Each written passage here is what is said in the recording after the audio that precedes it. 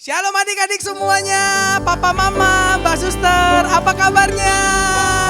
Koko percaya kita semua dalam keadaan sehat, dalam keadaan sukacita, amin. Nah, kakak mau menyapa untuk adik-adik yang ada di cabang-cabang. Ya, ada cabang dari Prabu Muli, apa kabarnya? Boleh lambaikan tangannya. Yang di Bangka, Belitung, yang di Jambi, Sungai Liat, ada juga dari Manado, dari Lampung, dari Bali. Oh, ternyata tayangan ini disaksikan oleh banyak anak-anak dari Nusantara. Luar biasa sekali ya. Adik-adik tepuk tangan dulu dong. Wih, keren banget.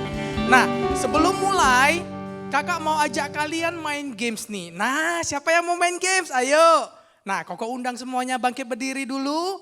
Boleh agak dekat ke layarnya, kita akan main games konsentrasi ya. Oke, ikutin gerakan kakak ya. Nah, jadi adik-adik aturan mainnya seperti ini. Nanti kakak akan perintahkan satu anggota tubuh kakak sebut, contohnya telinga. Nah, kalian harus pegang telinga ya. Tapi nanti kakak mau tes konsentrasi kalian. Coba ya kita tes ya. Telinga. Nah, kalian harus pegang telinga. Jangan ikutin Kak Sandi, pegang hidung ya. Ngerti ya? Siap ya? Oke, nanti kakak akan ditemani oleh Kak Vero, Kak Vio, dan Kak Aca yang akan bermain sama kakak. Siap ya? Oke, nah sebelum main kita semuanya tangannya kayak gini. Siap-siap. Kuping. Oke, adik-adik yang di rumah ada yang pegang kepala nggak? Oke, sekarang semuanya ikutin gerakan kakak. Tangannya diputar. Iya. Mata. Oke, lagi. Hidung.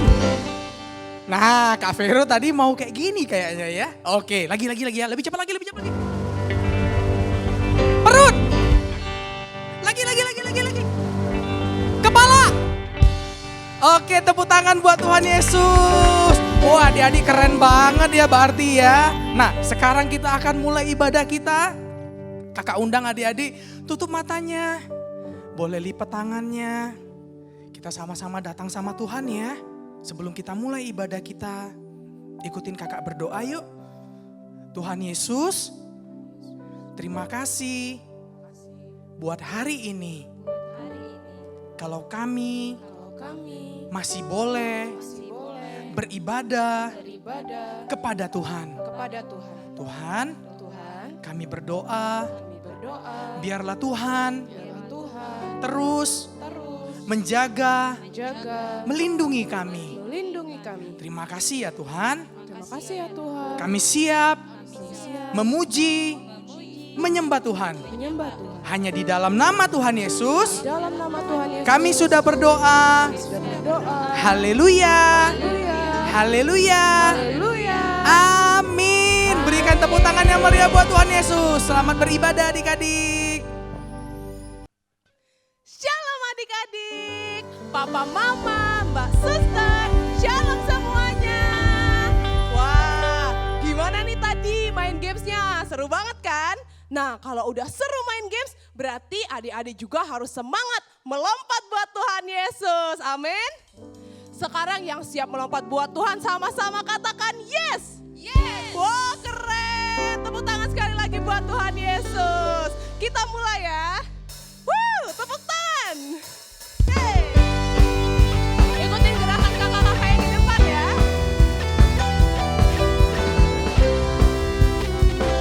Siap-siap nih. Hey. From the top of my head, way down to my toes, I can keep it on. Lompat yang paling tinggi. From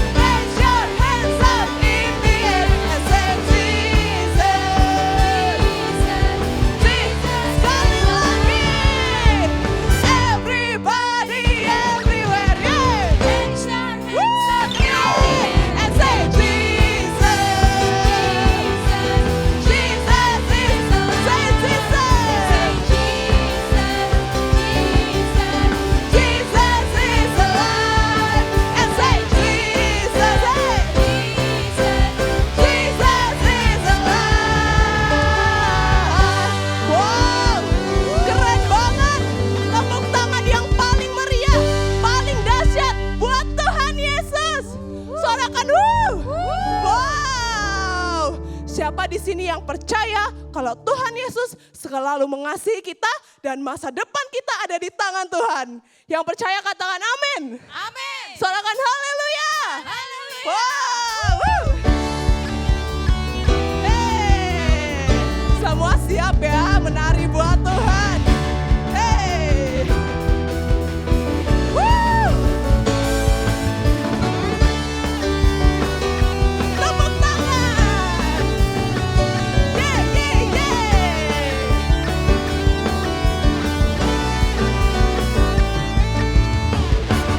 Tuhan mengasihiku, pegang masa depanku. Kakak mau denger nih suaranya. Takkan pernah ku Apa? berharga di Matanya. Oh, semua katakan, kan terus bertekun. Hey. kejar semua harap. Kejar semua cita lompat. Ku punya masa depan penuh harapan. Yeah, yeah, yeah. Menjamin hidupku. Asal ku tetap setia, memandang terus ke depan. Ku yakin. Amin. Tepuk tangan yuk di atas kepala. Yeay. Woo. Semua siap ya? Kita ulang dari awal lagi. Yeay. Tuhan mengasihiku, pegang masa depan. Woo. Yeah, yeah, yeah. Semuanya takkan pernah ku ragu, berharga di matanya. Oh, hey. Kan terus bertekun, mengejar semua harapku, mengejar semua cinta. Ku punya masa depan penuh harapan.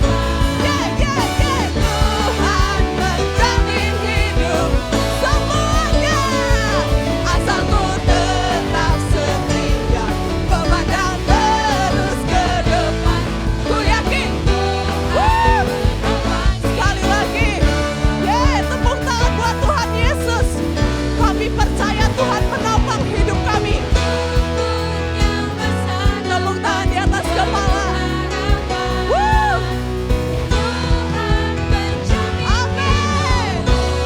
Semuanya asal ku tetap setia, memandang terus ke depan.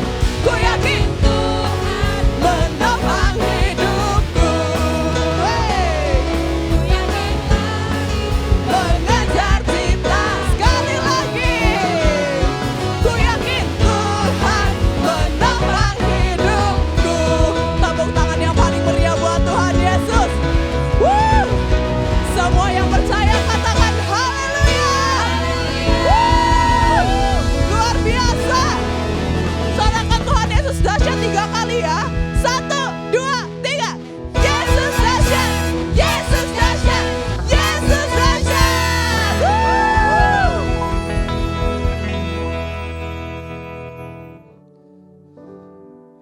Kita doa dulu ya. Terima kasih Tuhan Yesus buat semangat yang Kau beri Tuhan. Buat kasih-Mu yang selalu ada buat kami. Dari hari ke hari Tuhan Yesus selalu jagai kami Tuhan. Tuhan, sebentar kami mau menyembah Engkau. Kami perlukan hadirat-Mu ya Tuhan. Mari jamah kami dengan hadirat-Mu ya Bapa. Oke adik-adik, sekarang kita mau sungguh-sungguh di hadapan Tuhan. Yuk, gak ada lagi yang main-main, gak ada yang buka mata. Semuanya tutup matanya, kita menyembah Tuhan Yesus. Mula telah Kau tetapkan hidupku dalam tangan-Mu, dalam rencana-Mu Tuhan. rencanain. Yuk semuanya nyanyi lagu ini yuk, gak ada yang diam. Siapkan bagi masa depanku yang penuh harapan. Tuhan hadir di tempat adik-adik. Semua baik, semua baik. Apa yang telah kau perbuat di dalam hidupku. Yes. Semua baik, sungguh teramat baik. Kau jadikan hidupku berat. Wah keren, semuanya sungguh-sungguh sama Tuhan. Kita ulang lagi dari pertama ya, katakan dari semula. Dari semula, yes, telah kau tetapkan hidupku dalam tanganmu, dalam rencana indah, rencana indah telah kau siapkan bagi masa depanku yang penuh harapan. Mari yuk adik-adik dengan percaya katakan semua yes, kau baik Tuhan, telah kau perbuat di dalam hidupku. Semua baik, sungguh teramat baik. Kau jadikan hidupku berat. Yuk lebih lagi ya di hadapan Tuhan katakan semua baik, semua baik. Apa yang telah kau perbuat di dalam hidupku dengan segenap hatimu. Semua baik, sungguh teramat baik. Kau jadikan hidupku berarti. Mari lebih sungguh-sungguh lagi katakan semua baik, semua baik. Apa yang telah kau perbuat di dalam hidupku. Semua baik, sungguh teramat baik. Kau jadikan hidupku berarti. Semua baik, Mari adik sembah Tuhan. Mari kau sembah Tuhan adik-adik. Sebab Tuhan hadir di rumahmu. Sebab Tuhan hadir ya Tuhan. Kita sungguh teramat baik. Kau jadikan hidupku berarti. Benar Tuhan, bahwa semua yang boleh terjadi dalam hidup kami, semua itu baik ya Tuhan. Terima kasih Tuhan buat setiap kebaikan-Mu dalam hidup kami ya Tuhan. Kami mengucap syukur ya Tuhan, buat orang tua yang baik, buat teman-teman yang baik ya Tuhan. Terima kasih Tuhan boleh kirim ke seorang-orang yang baik dalam hidup kami ya Tuhan. Kami bersyukur ya Bapa. Terima kasih Tuhan, terima kasih ya Bapa. Dalam kalau sebentar ya Tuhan kami akan mendengarkan firman-Mu ya Tuhan. Biar Tuhan berikan kami telinga seorang murid yang mau mendengar ya Tuhan. Biar kami boleh menjadi pelaku-pelaku firman-Mu ya Tuhan. Biar Tuhan urapi setiap kami ya Tuhan. Biar firman yang boleh ditabur hari ini ya Tuhan. Itu boleh tertanam dalam hati kami. Maka boleh bertumbuh ya Tuhan dalam hidup kami. Terima kasih ya Tuhan, terima kasih ya Bapa. Mari setiap adik-adik yang sudah siap mendengarkan firman Tuhan sama-sama katakan. Amin. Shalom adik-adik. Wah, tadi waktu ibadah keren banget. Kalian melompat, kalian menari, menyembah Tuhan luar biasa banget. Nah adik-adik, hari ini Kak Frida akan membawakan sebuah firman. Tapi sebelum itu, mari kita lihat ini adalah.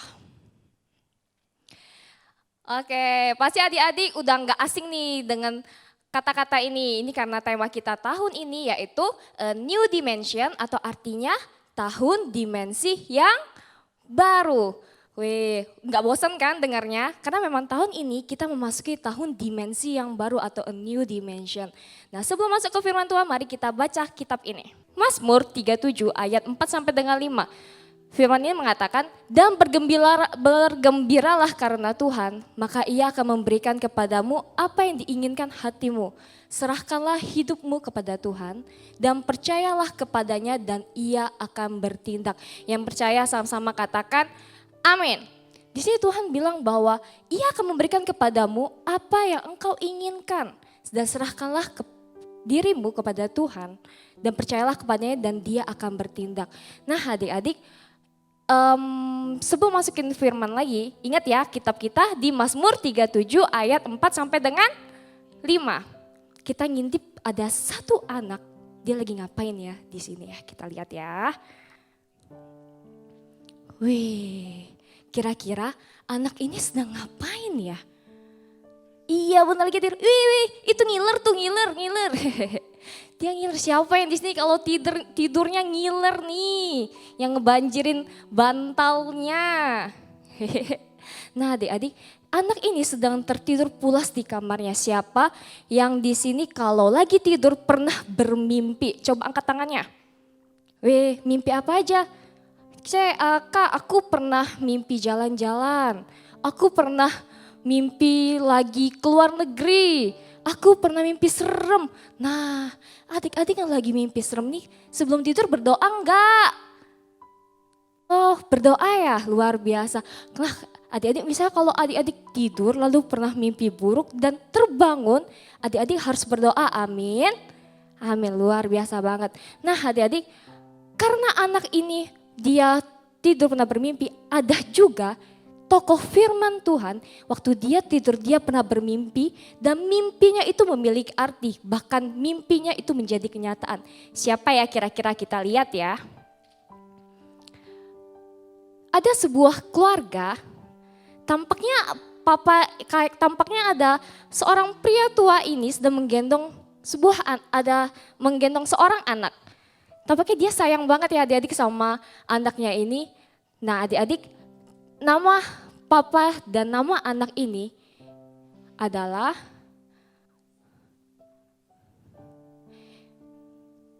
Yakub. Dan juga anaknya bernama Yusuf. Ayahnya ini sangat mencintai anaknya. Bahkan melebihi dari saudara-saudaranya adik-adik.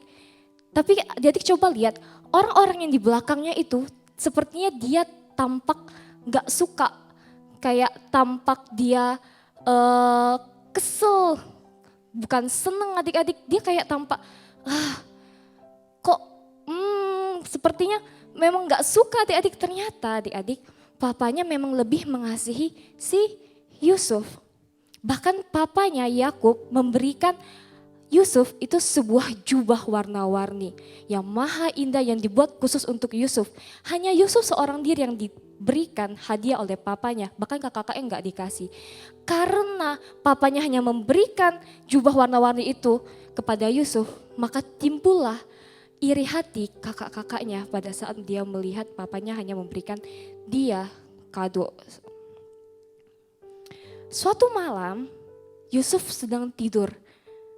Dia bermimpi ada berkas gandum kakak-kakaknya dan matahari, bulan dan bintang tunduk kepada si Yusuf. Ketika dia bangun, dia bingung, dia mikir nih, aku semalam mimpi berkas-berkas gandum kakakku, bahkan bulan dan bintang kok sujud ke aku ya. Karena dia penasaran adik-adik, dia menceritakan mimpi itu kepada kakak-kakaknya, saudara-saudaranya dan juga bapaknya. Dia ngomong nih sama papanya, dia juga ngomong nih sama saudara-saudaranya. Kak, Pa, aku semalam mimpi. Aku mimpi berkas-berkas gandum kakak-kakakku. Aku juga mimpi bulan dan bintang, bahkan matahari itu sujud menyembah aku.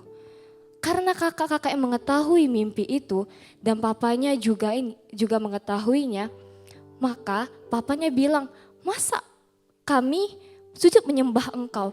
Ketika kakaknya mendengar hal itu, kakaknya timbullah iri hati karena, kok Yusuf bisa bermimpi seperti itu ya? Masakah kita akan menyembah dia, kita akan sujud ke dia? Itu enggak mungkin. Karena kami kakak-kakak dan dia hanyalah seorang anak kecil. Dan singkat cerita, beberapa hari kemudian, si saudara-saudaranya itu sedang mengembalakan kambing dombanya. Dan papanya si Yakub, dia memerintahkan Yusuf, dia bilang seperti ini. Yusuf, coba dong kamu tolong cari kakak-kakakmu di ladang. Dan kamu coba lihat ya keadaan mereka dan kambing domba Bapak, apakah mereka baik-baik aja? Kata Yusuf, siap Pak, aku akan pergi ke ladang dan aku akan mencari kakak-kakakku. Akhirnya si Yusuf berjalan, dia mencari kakak-kakaknya, tapi dia nggak ketemu kakak-kakaknya. Dia pergi dan dia bertemu seorang pria dan dia mengatakan, Pak, apakah engkau melihat saudara-saudaraku? Katanya mereka lagi mengembalakan di sini nih, tapi kok aku nggak melihat mereka ya? Lalu pria ini bilang sama si Yusuf, oh, aku tahu mereka tadi pergi ke Dotan. Coba kamu cari mereka di Dotan. Kata Yusuf, oh oke, terima kasih ya. Akhirnya si Yusuf berjalan, dia mencari kakak-kakaknya dan ternyata benar saudara-saudaranya sedang berada di Dotan. Sama-sama katakan di Dotan. Oke, mereka di Dotan. Pada saat si Yusuf berjalan ke sana, kakak-kakaknya melihat dari jauh, itu sepertinya Yusuf deh. Bener gak ya? Bener-bener itu Yusuf. Ngapain ya si Yusuf datang ke sini? Ih, aku kesel, aku benci lihat dia. Dan adik-adik perhatikan. Kakak-kakaknya melakukan suatu kejahatan. Kakak-kakaknya duduk dan mereka memikirkan apa yang harus kita perbuat. Atau kita bunuh aja ya si Yusuf ini dan kita buang mayatnya ke sumur. Dan waktu mereka mengatakan itu, si Ruben mengetahui, Ruben ini adalah kakak tertua daripada si Yusuf. Kakak tertuanya Yusuf ini mengatakan, no jangan pernah kau membunuh Yusuf. Jangan pernah kau mengotori tanganmu dengan darah Yusuf. Kau gak boleh membunuh dia. Lalu si Yusuf mencari cara. Bukan Yusuf tapi kakaknya si Ruben. Dia mencari cara. Gimana ya aku bisa menyelamatkan si Yusuf. Akhirnya si Ruben dia berpikir, atau suruh mereka masukkan ke sumur aja supaya waktu mereka masukkan ke sumur yang kering itu nanti aku akan kembali dan bisa menyelamatkan Yusuf. Oke, singkat cerita. Tapi waktu Yusuf menghampiri kakak-kakaknya malah langsung mendorong si Yusuf ke sumur yang tidak ada airnya. Didorong, serem banget. Takut. Yusuf takut banget karena dia jatuh dari atas sumur itu, sumur yang kering, dan itu pasti sakit banget. Yusuf ketakutan, Yusuf berteriak, tapi kakaknya nggak peduli. Mau dia sakit, mau dia gimana, karena kakaknya udah benci, udah terlalu sakit hati sama si Yusuf. Karena hati dia tadi iri hati ya adik-adik. Nah, waktu dia masuk ke sumur itu kakak-kakaknya duduk dan mereka pergi dan mereka makan. Dan mereka memikirkan mau kita apakan ya Yusuf ini ya, mau kita apakan ya. Lalu tiba-tiba adik-adik mereka melihat ada beberapa pedagang yang lewat. Timbullah satu pemikiran dari salah satu saudaranya, daripada kita bunuh si Yusuf, lebih baik kita jual aja si Yusuf itu. Kita dapat duit. Bener nggak? Lalu si saudara bilang, oh iya ya bener juga, kita jual aja si Yusuf supaya kita dapat duit. Tapi waktu kita jual kita bilang sama papa kita bahwa Yusuf itu mati. Oke, jadi tiba-tiba kakak-kakaknya mengambil si Yusuf dari sumur yang kering tadi, diangkat keluar dan Yusuf pun dijual ke pedagang Midian. Coba kita lihat gambar ini. Nah adik-adik, si Yusuf dijual ke seorang pedagang Midian. Dan Yusuf dijual dengan harga 20 shikal perak adik-adik. Kakaknya ya udah ambil aja nih. Jadikan terserah kamu mau apakan dia. Terserah katanya gitu kan. Jadi akhirnya Yusuf dibawa oleh pedagang Midian. Pada waktu si Yusuf dibawa adik-adik, si kakaknya Ruben, kakaknya si Yusuf yang namanya Ruben, dia kembali lagi ke sumur, dia mencari Yusuf. Tapi alangkah sedihnya kakaknya si Ruben pada waktu dia melihat tidak ada Yusuf di dalam sumur itu. Dan dia bersedih hati adik-adik, dia telat untuk menolong si Yusuf. Jadi adik-adik, karena si Yusuf sudah dijual kepada pedagang Midian, kakaknya berpikir, gimana ya kita sampai ke papa kalau si Yusuf ini udah mati.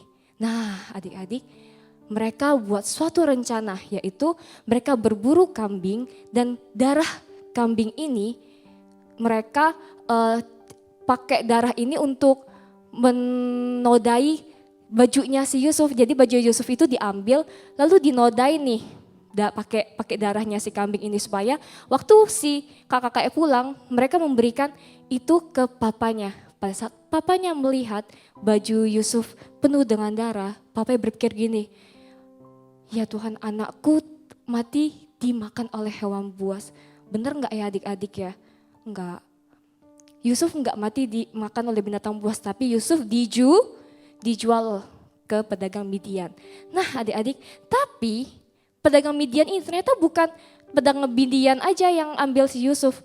Pada waktu si pedagang Midian ini pergi ke Mesir, si pedagang Midian ini menjual si Yusuf ke orang Mesir. Jadi 2 kali ya dia jualnya, dari kakaknya ke pedagang Midian, dari pedagang Midian dijual lagi ke Mesir. Jadi yang membeli si Yusuf ini adalah seorang pegawai istana. Dia memiliki satu jabatan yaitu kepala pengawal di kerajaannya Firaun, namanya Potifar. Sama katakan Potifar. Potifar, ya. Si Yusuf dia dibeli oleh Potifar untuk menjadi budaknya.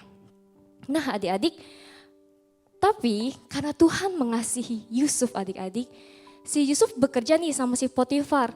Kasih Yusuf bekerja sama si Potifar, Potifar mengasihi Yusuf karena Yusuf itu adalah anak yang baik, dia anak yang taat dan anak yang cakap juga. Dan adik-adik, ketika si Yusuf melakukan pekerjaannya, Potifar menyukai si Yusuf sehingga si Yusuf itu diberikan kekuasaan oleh Potifar. Potifar bilang gini nih, Yusuf, semua yang ada di rumah ini, bahkan semua hartaku, kau boleh pegang kendali. Kau boleh lakukan apa saja karena aku memberikannya kepadamu untuk memerintah, katanya gitu. Oke, si Yusuf menerima niat baiknya daripada si Potifar. Tapi adik-adik, ada satu kejadian lagi. Yang pertama tadi si Yusuf udah jatuh ke sumur yang kering, terus dia jual ke orang Midian, dijual lagi ke orang Mesir, dan ternyata adik-adik gak sampai di situ aja, si Yusuf itu difitnah oleh istrinya Potifar. Kenapa difitnah? Jadi ceritanya gini, selama si Yusuf bekerja sama si Potifar, istrinya melihat si Yusuf ini adalah pria yang ganteng. Nah, jadi di Alkitab tercatat bahwa si Yusuf ini adalah elok parasnya. Dia memiliki wajah yang ganteng. Jadi si Potifar berpikir, aku mau goda dia aja deh. Kira-kira boleh enggak? Itu perbuatan jahat atau perbuatan baik? Perbuatan jahat itu enggak boleh. Si istri Potifar menginginkan si Yusuf. Dia menggoda Yusuf, tapi Yusuf menolak istri Potifar. Terus-terusan dia menolak dan sampai satu ketika pada saat di rumahnya kosong, istrinya Potifar itu mencoba menggodanya lagi. Tapi Yusuf dia pergi dari rumah itu dan jubahnya itu tertinggal di rumahnya si Potifar. Nah jadi istrinya Potifar buat rencana jahat nih.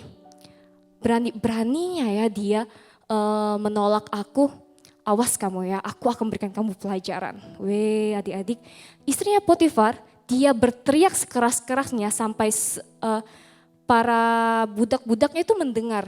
Dan mereka datang, mereka nanya nih, kenapa nyonya, nyonya kenapa?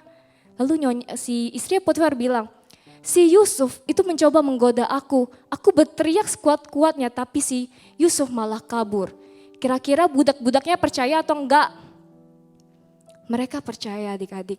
Dan akhirnya adik-adik, waktu Potifar pulang, istrinya mengatakan hal ini kepada si Potifar. Potifar murka adik-adik. Potifar marah banget karena dia percaya sama Yusuf. Tapi nyatanya adik-adik, Yusuf melakukannya enggak? Enggak. Yusuf enggak melakukan suatu kejahatan apapun. Tapi dia difitnah sama si istri Potifar. Sampai akhirnya si Potifar mencebloskan dia ke dalam penjara. Oke, kita lihat ya. Oh, ini istrinya Potifar nih. Istrinya Potifar. Nah, adik-adik, si Yusuf dia dijatuhkan ke dalam penjara. Penjara tempat yang bagus atau enggak? Enggak. Tuh ada tikus lewat. Wih. Penjara tuh bukan tempat yang enak adik-adik. Penjara tuh tempatnya gelap dan juga kotor. Bahkan tinggal bersama dengan orang-orang yang melakukan kejahatan lainnya. Yusuf pantas atau enggak tinggal di penjara? Enggak. Yusuf enggak pantas tinggal di penjara. Kenapa? Karena Yusuf tidak melakukan suatu kesalahan apapun. Dia tetap taat sama Tuhan, dia mencintai Tuhan dan dia tidak melakukan satu dosa apapun. Bahkan Tuhan mengasihi si Yusuf. Alangkah baiknya Tuhan adik-adik, waktu si Yusuf tinggal di dalam penjara itu, Tuhan memberikan satu anugerah adik-adik. Ternyata Yusuf itu enggak dikucilkan di sana. Si Yusuf juga enggak dibiarkan sendiri. Ada kepala penjaranya itu itu mengasihi si Yusuf karena apa? Yusuf ini orangnya rajin, Yusuf ini orangnya baik. Bahkan Yusuf terkenal di penjara itu adalah sebagai orang yang bijak, bukan sebagai orang penjahat. Jadi si kepala penjara ini dia memberikan kekuasaan kepada si Yusuf supaya dia bisa memerintahkan tahanan-tahanan yang lainnya, orang-orang yang jahat yang lainnya. Dia dipercaya penuh sama kepala penjaranya itu. Sampai suatu hari tiba-tiba adik-adik datanglah dua tahanan lainnya. Ada dua tahanan lainnya, ternyata dua tahanan lainnya ini adik-adik mereka adalah pegawai daripada istana. Satu juru roti, satu juru minuman. Mereka masuk ke penjara, lalu pada suatu malam dua juru roti dan juru minuman ini mereka bermimpi adik-adik. Mereka bermimpi, mimpinya entah mereka bingung mimpi ini aku mimpi apa sih? Membuat hati mereka menjadi gelisah. Pada keesokan harinya, muka salah satu dari mereka yaitu juru minuman, dia muram adik-adik. Ketika si Yusuf mengetahui hal itu, si Yusuf bilang nih sama si juru minuman itu, kenapa mukamu muram, kenapa kamu melamun terus? Coba cerita deh sama aku kenapa. Lalu si juru minumnya nih bilang, aku semalam mimpi, cuman aku nggak tahu maksud mimpi itu apa. Lalu si Yusuf bilang gini, coba kamu ceritakan kepada aku, siapa tahu Tuhan akan memberitahunya kepadamu melalui aku. Lalu si juru minuman ini bilang, oke deh aku cerita. Dan akhirnya adik pada waktu dia cerita, si Yusuf bilang gini, oh itu artinya selama 3 hari nanti, 3 hari ke depan, jabatan kamu itu akan dipulihkan. Kamu akan menjadi pegawai di istana lagi dan kamu akan dibebaskan dari penjara dan kamu juga akan dipulihkan. Kamu akan bekerja lagi sama Firaun. Kamu akan bekerja lagi di kerajaan. Seneng dong si juru minuman ini. Wah terima kasih ya Yusuf ya. Aku seneng banget. Nah tapi adik-adik satunya lagi si juru roti ini juga bermimpi kan. Jadi ketika dia mendengar mimpinya si juru minuman ini, baik banget ya mimpinya. Coba deh aku cerita juga sama si Yusuf, siapa tahu mimpiku juga baik. Pada waktu dia cerita, alangkah terkejutnya dia bahwa arti mimpi dia mengatakan seperti ini. 3 hari kemudian nanti dia akan diangkat tinggi. Tapi diangkat tinggi itu dia bukan kembali lagi ke kerajaan adik-adik, tapi dia akan digantung oleh si kerajaan ini, oleh Raja Firaun ini di kerajaan Mesir itu. Dan adik-adik, dan tepat 3 hari kemudian tergenapilah apa yang dikatakan Yusuf. Dan benar adik-adik, Yusuf mengatakan hal itu sedemikian rupa dan itu terjadi. Tepat banget. Nah adik-adik, selama 2 tahun kemudian berlalu, si Firaun pada suatu malam dia juga bermimpi adik-adik. Dia bermimpi aneh, dia mimpi ada 7 lembu yang keluar dari sungai Nil, badannya gemuk dan juga sehat. Dan juga adik-adik, dia juga bermimpi ada 7 lembu yang kurus juga keluar, tapi 7 lembu ini memakan 7 lembu yang sehat ini adik-adik. Lalu bingunglah si Firaun ini. Aduh, arti mimpiku apa ya? Dia gelisah adik-adik, lalu dia panggil semua orang-orang pintar, orang-orang yang berilmu untuk memberitahukan apa sih arti mimpinya si Firaun ini. Dia ngomong nih, ada yang tahu nggak ya arti mimpiku? Lalu dari sekian banyak orang-orang pintar ini, mereka tidak mengetahui apa arti mimpinya ini adik-adik. Jadi sudah jadi salah satu dari orang ini ada satu juru minuman adik-adik. Satu juru minuman ini dia pernah satu tahanan sama si Yusuf ya, ingat ya adik-adik tadi. Lalu si juru minuman ini bilang, oh Tuanku, aku baru ingat. Waktu aku di penjara dulu ada satu anak muda yang memberitahukan, yang mengartikan mimpiku dan itu tepat banget Tuan. Aku dikembalikan lagi menjadi pegawaimu. Lalu Firaun mikir gini, benar ya? Coba kamu panggil orang itu, berikan dia ke hadapanku supaya dia bisa mengartikan apa arti mimpiku adik-adik. Akhirnya adik-adik, si Yusuf pun dibawa ke kerajaan. Dan dia dihadapkan oleh si Firaun. Lalu Firaun menceritakan sedemikian rupa mimpinya. Lalu si Yusuf bilang, oh Tuhan, aku tahu nih mimpinya karena Tuhan udah memberitahukan aku. Arti mimpi Tuhan yaitu 7 tahun masa kelimpahan di tanah Mesir. Namun akan disusul 7 tahun kemudian masa kelaparan di seluruh tanah Mesir. Jadi ketika si Firaun mendengar hal ini, benar ya mimpi itu ya? Apakah benar yang kamu artikan? Lalu si Firaun bilang, orang bijak seperti kamu, aku akan mengangkat engkau menjadi kuasa di atas Mesir ini. Dan aku akan memberikan seluruh otoritasku ke kamu. Dan kamu akan memimpin bangsa Mesir ini. Bahkan seluruh rakyat, seluruh pengawal, seluruh prajurit daripada kerajaan Mesir akan tunduk di bawah kakimu. Luar biasa adik-adik. Yusuf diangkat tinggi menjadi seorang orang penting, seorang pemimpin nomor 2 di Mesir adik-adik. Dia diberikan satu penghargaan daripada Firaun. Nah adik-adik, sampai suatu hari adik-adik tibalah masa 7 tahun, masa kelimpahan itu adik-adik. Dan benar, 7 tahun masa kelimpahan dan 7 tahun masa kelaparan terjadi. Nah sampai suatu hari pada waktu masa kelaparan adik-adik, kakak-kakaknya pun juga mengalami kelaparan, adik-adik keluarganya mengalami kelaparan. Dan adik-adik kakaknya datang ke Mesir untuk meminta gandum supaya mereka bisa makan adik-adik. Sampai singkat cerita kakaknya ini nggak mengenali si Yusuf. Karena Yusuf udah berubah total, dia menjadi seorang pemimpin adik-adik. Dan adik-adik ketika si Yusuf melihat kakak-kakaknya, si Yusuf tuh sedih banget. Sedih banget sampai akhirnya Yusuf bilang sama kakak-kakaknya, kakak ini aku Yusuf. Yusuf yang kau dorong di sumur yang kering. Aku Yusuf yang kau jual ke orang Midian hingga aku ada di tempat ini sekarang. Dan ketika kakak-kakak mengetahui itu, kakak-kakak pertama kali dia gemetar, dia ketakutan adik-adik. Tapi karena si Yusuf mengatakan, kakak dekat sini ke aku nggak membenci engkau, aku mengasihi engkau. Jadi adik-adik mereka pun memeluk kakak-kakaknya. Jadi mereka berpelukan dan mereka hidup mereka pulih adik-adik. Nah adik-adik, dari cerita ini adik-adik ada 2 poin yang bisa kita pelajari dari seorang Yusuf. Yang pertama, Yusuf itu rendah hati adik-adik. Dia disiksa, dia dibenci oleh saudara-saudaranya, tapi tidak satu kali pun Yusuf dia ingin membalas dendam kepada kakak-kakaknya. Dia memiliki hati yang besar adik-adik. Dia enggak melakukan satu kejahatan, dia enggak mau melakukan balas dendam kepada kakak-kakaknya. Dia enggak melakukan hal itu. Bahkan yang kedua, dia mampu mengampuni kakak-kakaknya. Itu hal yang mudah enggak? Enggak, itu bukan hal yang mudah adik-adik.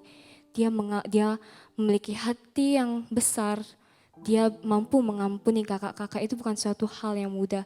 Nah adik-adik, mau enggak kita baca dari Yusuf? Kita memiliki hati yang besar, kita mau mengampuni. Sama seperti Yusuf, mungkin itu enggak mudah. Mungkin kamu memiliki teman-teman yang suka bully kamu, mengejek kamu, dasar kamu gendut, bla bla bla bla, dan membuat hati kamu sakit. Percayalah adik-adik bahwa semua yang terjadi itu bukan suatu kebetulan adik-adik. Karena Tuhan selalu setia dengan rencananya. Dia nggak pernah gagal dalam melakukan pekerjaannya adik-adik. Di Alkitab juga mencatat bahwa engkau akan memiliki masa depan yang penuh dengan harapan. Yang percaya sama-sama katakan amin. Nah adik-adik, mari adik-adik kita mau berdoa sama Tuhan supaya kita juga bisa seperti Yusuf. Kita memiliki hati yang besar, kita mampu mengampuni orang-orang yang membuat hati kita sakit adik-adik. Kakak nggak tahu apapun masalah kalian, mungkin walaupun kalian kecil, kakak tahu pasti kalian banyak sekali masalah-masalah yang kalian juga nggak kuat. Entah itu masalah keluarga kalian, entah itu masalah kalian dibully, apapun itu. Kakak percaya adik-adik ketika kau menaruh hidupmu ke dalam tangan Tuhan, ketika engkau menyerahkan penuh hidupmu ke dalam tangan Tuhan, Tuhan akan melakukan pekerjaannya adik-adik karena Tuhan gak pernah gagal. Mari adik-adik kau tutup matamu, kau angkat tanganmu adik-adik. Karena kakak akan berdoa buat kalian. Bapa di dalam nama Tuhan Yesus, hamba-Mu udah selesai ya Tuhan menceritakan firman-Mu ya Tuhan. Menyiapkan isi hati-Mu ya Tuhan. Dan aku berdoa ya Tuhan, biar kami boleh belajar menjadi seorang Yusuf ya Tuhan. Memiliki hati yang besar ya Tuhan, yang mampu mengampuni ya Tuhan. Dan biarlah ya Tuhan, Kau urapi setiap kami ya Tuhan. Berikan kami kemampuan ya Tuhan untuk mengampuni seorang orang yang membuat hati kami sakit ya Tuhan. Kami percaya ya Tuhan, ketika kami menaruh hidup kami ke dalam tangan Tuhan, Engkau yang memulihkan kami, Tuhan yang memberikan kami damai, Tuhan yang memberikan kami sukacita ya Tuhan. Hingga kami boleh mampu ya Tuhan, jalani hari demi hari bersama dengan Tuhan. Kami perlu Tuhan dalam hidup kami ya Tuhan. Terima kasih Tuhan, terima kasih ya Bapa. Terima kasih Tuhan. Terima kasih Tuhan. Biarlah ya Tuhan, kami boleh menjadi pelaku-pelaku firman-Mu ya Tuhan. Kami boleh menjadi berkat bagi banyak orang, menjadi terang bagi banyak orang ya Tuhan. Bahkan kami boleh menjadi pribadi yang Tuhan mau ya Tuhan. Terima kasih ya Bapa, terima kasih ya Tuhan Yesus. Dan kami serahkan ya Tuhan sepanjang hari dalam tangan Tuhan. Hanya di dalam nama Tuhan Yesus yang sudah berdoa dan mengucap syukur, sama-sama katakan amin.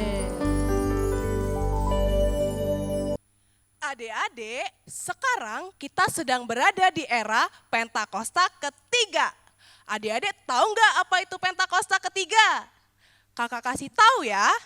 Pentakosta ketiga artinya pencurahan Roh Kudus yang terdahsyat di zaman now. Pentakosta ketiga artinya penuaian yang terbesar dan terakhir. Pentakosta ketiga artinya bangkitnya generasi Yeremia. Penuh dengan Roh Kudus, cinta Tuhan, tidak kompromi dengan dosa, dan siap memenangkan banyak jiwa. Pentakosta ketiga artinya dari Indonesia ke bangsa-bangsa, dari timur ke barat sampai kembali lagi ke Yerusalem. Pentakosta ketiga artinya kuasa untuk menyelesaikan amanat agung Tuhan Yesus. Nah adik-adik jangan lupa ya, kita sekarang lagi ada di era Pentakosta ketiga. Sampai jumpa. Nah adik-adik, kita udah dengar cerita tentang satu tokoh Alkitab yang namanya Yusuf. Luar biasa kan? Hari ini kita belajar Yusuf pertama apa? Dia orang yang rendah hati. Di mana saja dia berada ditempatkan, dia jadi orang yang berhasil. Tapi dia nggak sombong. Dia tetap berkata bahwa semua itu karena Tuhan. Bukan karena kehebatan dia, bukan karena kepintaran, bukan karena dia bisa mengartikan mimpi, tapi semua karena Tuhan.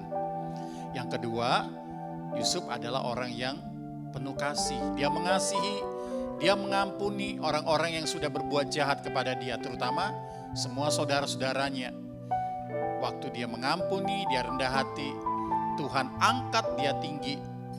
Dia menjabat orang kedua di Mesir, menjadi orang yang luar biasa, dan hidupnya itu bisa mengubah banyak orang, memberkati banyak orang. Kakak berdoa, adik-adik, kakak, papa, mama, mbak, suster semua, kita jadi orang-orang yang dipakai Tuhan untuk jadi berkat bagi banyak orang, bagi kota ini, bagi bangsa ini.